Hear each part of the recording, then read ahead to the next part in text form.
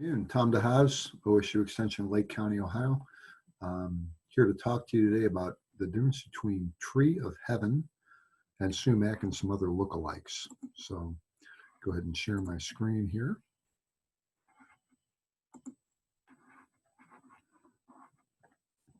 Hopefully you're seeing this. And so the goal of today is to try to talk about Tree of Heaven and the difference between that, Sumac, and some other lookalikes. And I'll explain why that's important. So Tree of Heaven, who cares? Isn't that invasive? Okay, and I would agree that it isn't invasive, but it also is the favored host of spotted lanternfly, which is an invasive that's probably on its way here as we speak to Ohio from Pennsylvania, either on a rail car or on a truck or freeway or whatever. And spotted lanternfly was a presentation that was given last week by Amy Stone. Did a great job on explaining the spotted lanternfly, some of the life cycle issues with that, and you know, how we can kind of connect the dots with that and Tree of Heaven. So there is a really good pest alert that was put out by USDA on spotted lanternfly, but I like this picture on here because it shows a picture of the adult when it kind of gets antagonized and the wings spread out. You can see that that kind of lantern look to it, a Japanese lantern look. So that is the female or the adult when it is when it's excited. The distribution, well, it actually came from China, Japan, South Korea, Taiwan, and Vietnam. So kind of that the Asian area over there, and made its way here in 2014, as most insects do. They cross the barrier of the ocean, be it a container or whatever. But 2014, it was found in the Philadelphia area, Pennsylvania, and it has continued to spread, and now it has been detected in Delaware, Maryland, New Jersey, and Virginia. Our fear is that Ohio may be the next in that process. So concerned that that is going to unfold and become one of our next invasives. Why do we suspect that? Well, if we look at the map here, we can see Pennsylvania, and we see where the infestations are right now in the quarantined area. But mostly, if we look to the far left of this picture, we can see in Beaver and Allegheny County, we have some infestations there. The fear is that those areas are right on the border of Ohio. So that being said, those two areas down around, you know, Mahoney, Youngstown, Warren area are right across the border from us. Why does that matter? Well, up in northeastern Ohio, where I am actually from, we have a great wine industry, and the Grand River Valley is all along the Grand River, and it's known for its fine wine grapes and the vineyards that are along 307 in that area up there. If you look at this map that I have up on the screen, down in the bottom right-hand corner where the plus and the minus, the zoom in button is, you'll see the words Beaver Falls. That is actually Beaver County, PA. So not too far away from us.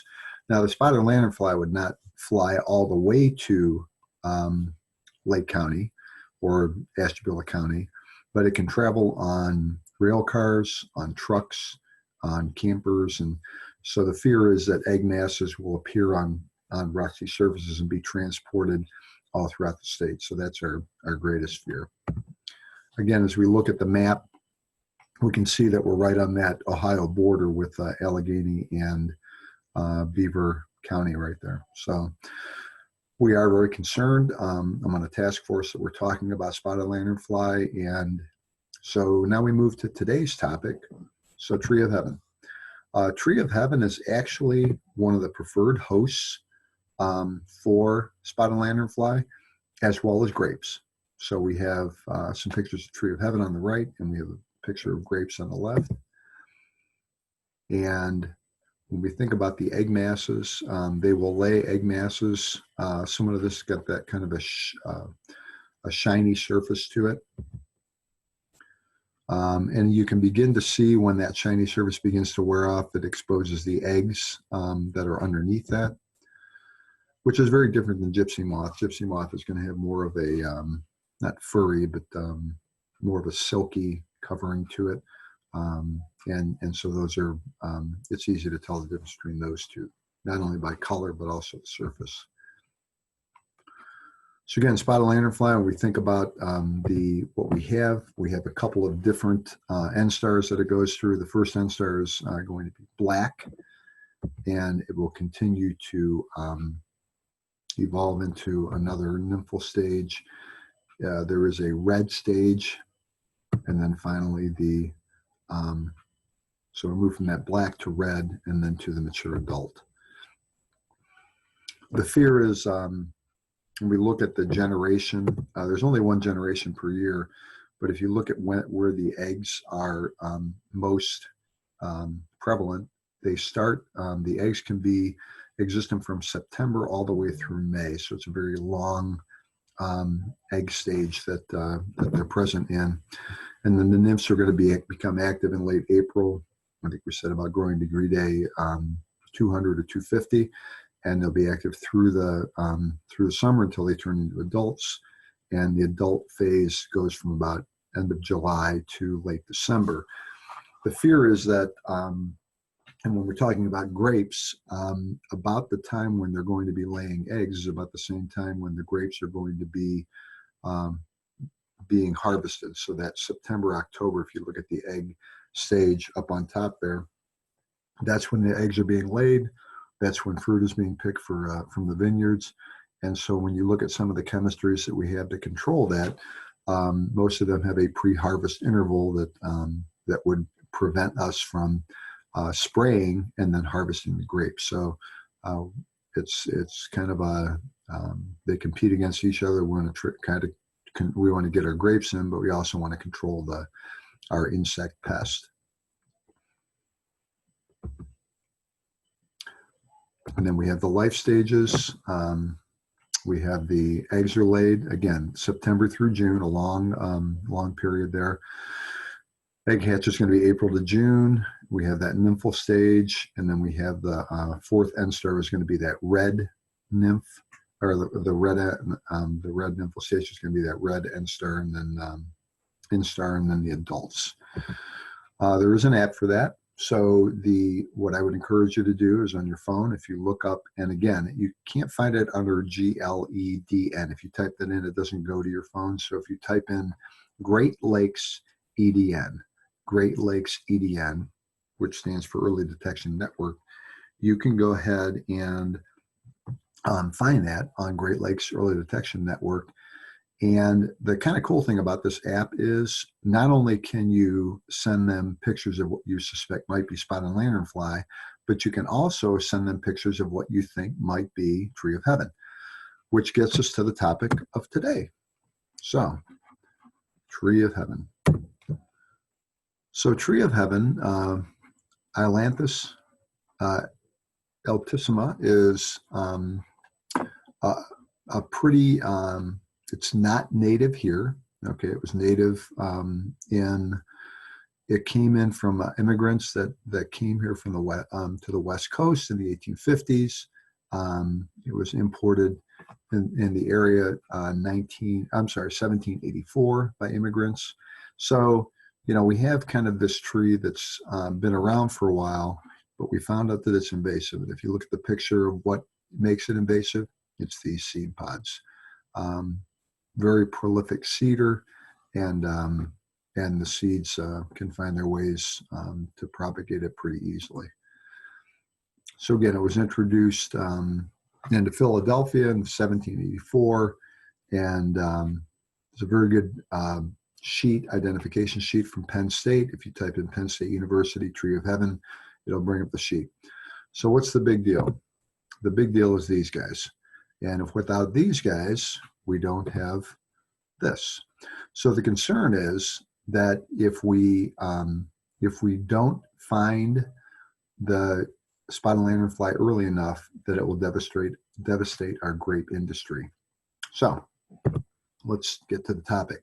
Staghorn sumac and tree of heaven. So they do tend to be confused at times. I find it interesting that up in Lake County, Ohio, we have both Tree of Heaven and Staghorn Sumac, and they seem to grow in the same place, which I'll show you in my pictures. So this is Staghorn Sumac. That's the fruit of the Staghorn Sumac. And you can see that that is kind of a red, fuzzy drupe fruit that sticks up in the air. This is a winter picture of Tree of Heaven, and those are the seed pods. And you're going to begin to start to see some differences. And I would say this, that the purpose of this video is to try to encourage you to start looking for it. They will both be in flower flower producing seed about the same time in that mid-July area. And if you can identify it then, or look for it then, you're going to begin to see Tree of Heaven everywhere, which is what happened to me last year. So this is the fruit on Tree of Heaven that's kind of hanging on this year. Above this, this is actually Route 20, right, going into Painesville. Staghorn Sumac does retain its fruit in the winter. Tree of Heaven tends to lose its seed pods. And when they go together, you can begin to see the difference. So here we have the seed clusters of Tree of Heaven. Some of them have kind of held on, but most of them have fallen off. And you see just the empty places where the seeds were attached. But when you see them together, you can see the Staghorn Sumac in the foreground is still showing its drupe fruit, still kind of hangs on, whereas behind that, the Tree of Heaven has all of those empty seed, the seed pods have dispersed. Staghorn Sumac looks like this. This was taken probably 2 weeks ago, so it would have been that last week of March. And this is the seed head on the Tree of Heaven. But really, if there's nothing else that you remember from this webinar, remember this. It's the bud scar of Tree of Heaven. It is that heart-shaped bud scar. And once you see that, you're going to be able to identify this pretty easily. And believe it or not, you'll be able to identify it when you're driving in a car. And not only from the flower, but also the bud scars, you can begin to see this. It begins to jump out at you. It'll retain that heart-shaped bud scar even when it's older. So this is probably a 2 or 3 year old branch. And this is maybe a 4-year-old branch. It'll maintain it all the way through there. So it maintains that kind of a heart-shaped bud scar all the way. Sumac fruit, we have this. The sumac bud scar is much different. It does not have that heart shape, and the bud scar surrounds the bud. Okay, so Ailanthus in the winter, we have these empty pods. And again, we can see, and that's what I tried to point out, is that for whatever reason around our area, sumac and Tree of Heaven tend to grow together. So we have sumac in the foreground, Tree of Heaven in the background. And again, you see the differences between the seed heads. So this is the winter form of sumac. There's another winter picture. The trunk of Tree of Heaven is going to have kind of this fissure bark. The trunk on sumac is going to be smooth. And so you can begin to see a difference on the trunk. These are both about the same diameter, maybe 8 inches, 6 to 8 inches. So Tree of Heaven versus sumac, how do you tell the difference? Well, Staghorn sumac is native to Ohio, and it's a great naturalizer plant. And Tree of Heaven is very aggressive. But when you see them in flower, and when I show you the pictures of them being in flower, that's really the key. So Staghorn sumac, Rus typhina, it's attractive. It's a woodline plant. Tree of Heaven, Ailanthus, has a flower cluster that cascades down. But when you see them, you'll be able to tell the difference. So just a compare and contrast slide here. The leaves they both have a compound leaf, 1 foot to 4 foot in length on Tree of Heaven, whereas at 1 to 2 foot on Staghorn sumac. Some more leaflets on Tree of Heaven than sumac, but really the key to that is Tree of Heaven has kind of a smooth, lightly pubescent stem, whereas the Staghorn sumac is very pubescent. It's got that very distinct V-shaped heart that's not enclosing the bud, whereas the bud on sumac is enclosed by that U. And then when you crush Tree of Heaven, you do get a very strong odor. So this is the flowers of Tree of Heaven. And there's a good picture of the flower pod. So you can see it up close. It's a very, very different from sumac. You can see that cluster of seeds at the end of that.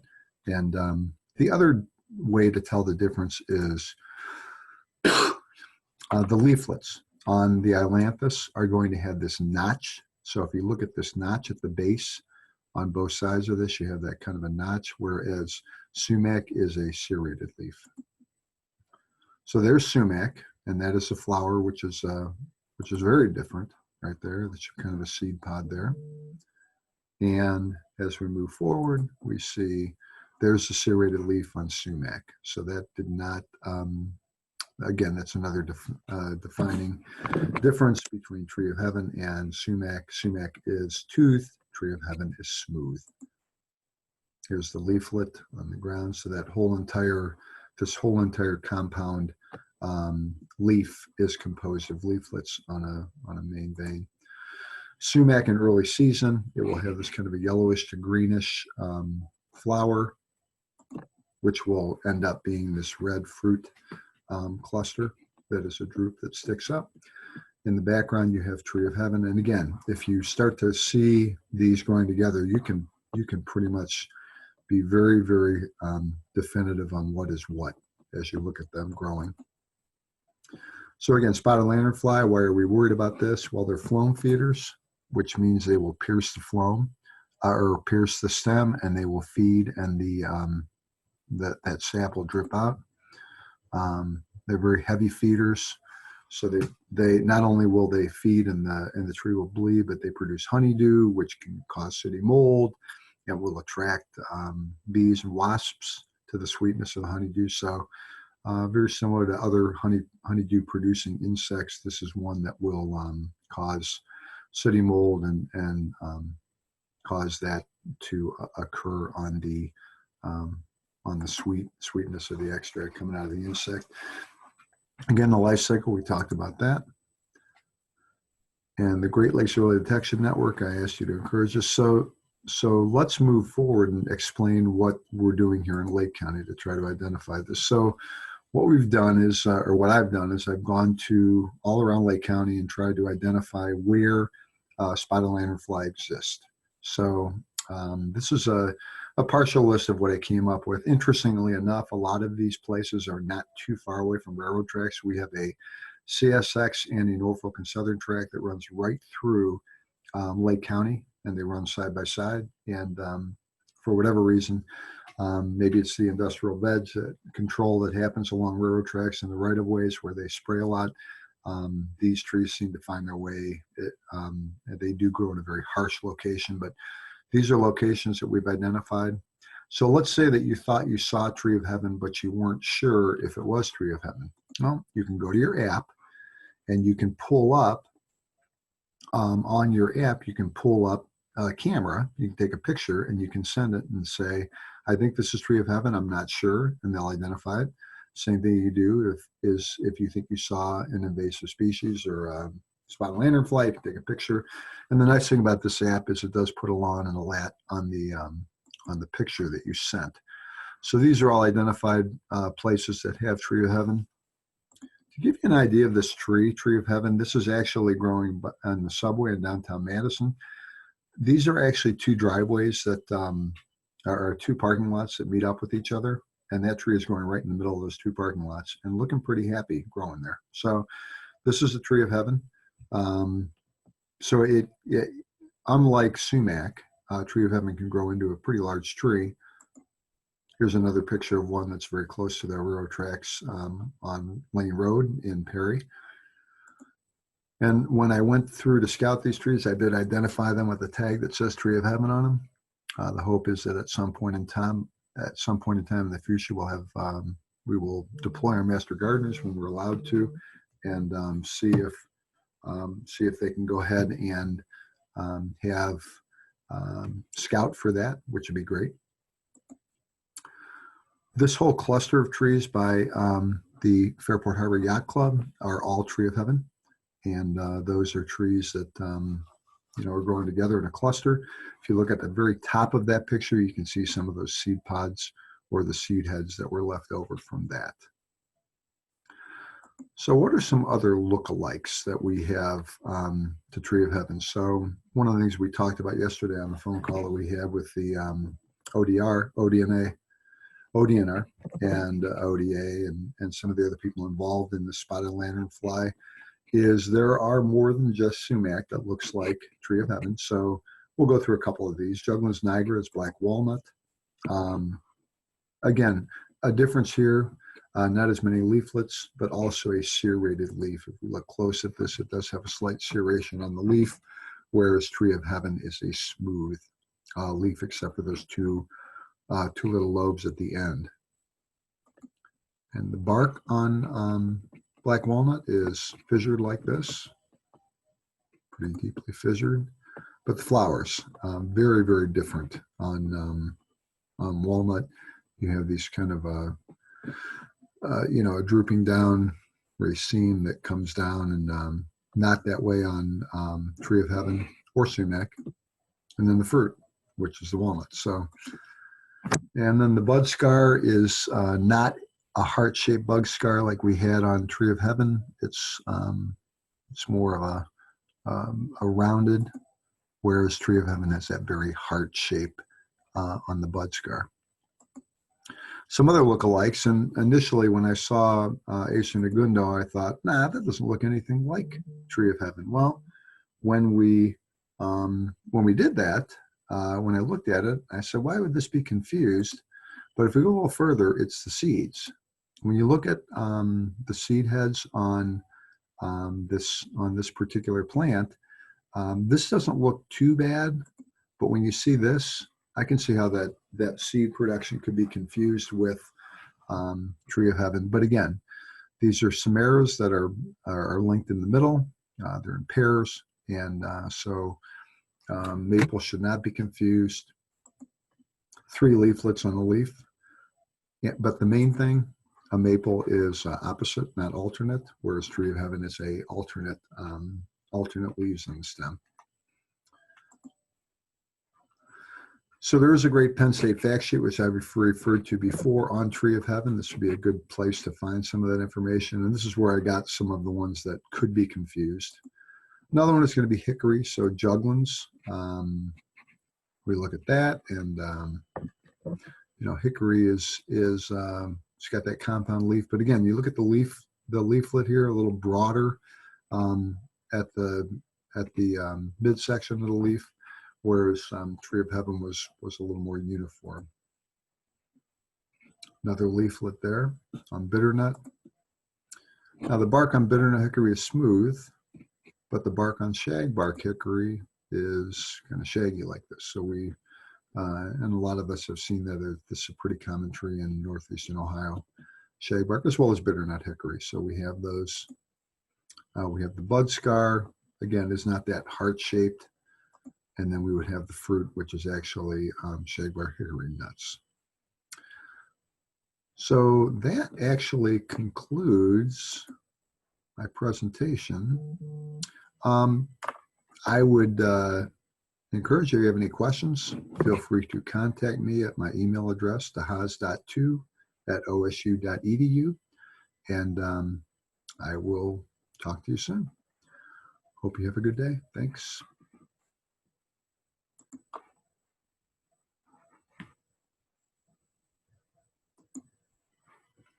And we will see you.